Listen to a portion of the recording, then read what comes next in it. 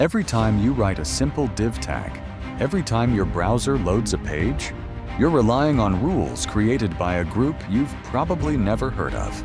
Meet the Web Hypertext Application Technology Working Group. This defines how HTML, the DOM, and browser APIs work.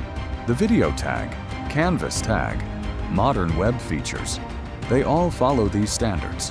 Without it, your browser would be chaos.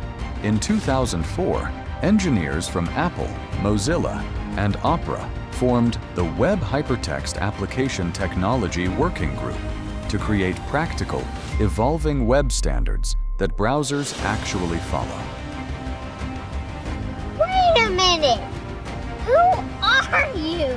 This is maintained by engineers from Apple, Google, Mozilla, and Microsoft, the teams behind your browsers.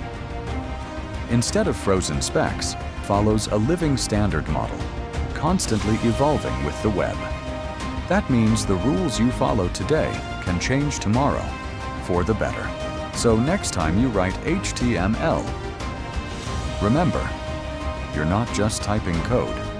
You're working with the invisible, evolving architecture of the web. Subscribe to uncover more hidden stories behind the tech you use every day.